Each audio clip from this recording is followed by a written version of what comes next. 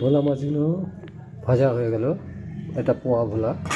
এবার সেই তেলের মধ্যে আর একটু তেল দিলাম ভাজার তেলের সাথে, আর কাঁচা লঙ্কা আর কালো জিরে দিয়ে একটুখানি নেড়ে চেড়ে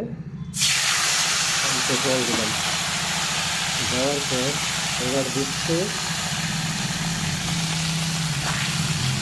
জিরে গুঁড়ো, ধনে গুঁড়ো আর হলুদ তিনটে দিয়ে এটাকে একটু সাতলাবো।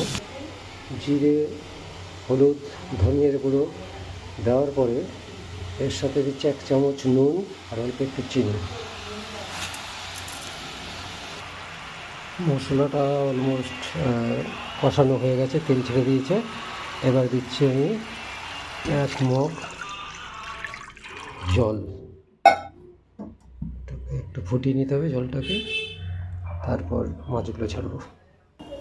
ঝোলটা অলমোস্ট প্রায় 10 মিনিট ফোটালাম, হালকা আছে। এবার আমি মাছগুলো ছেড়ে দিচ্ছি এক এক করে।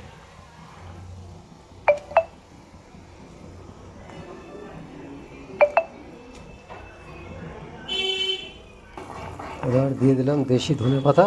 এবার এটাকে 5 থেকে 7 মিনিট ঢেকে রাখবো। ব্যাস রেডি।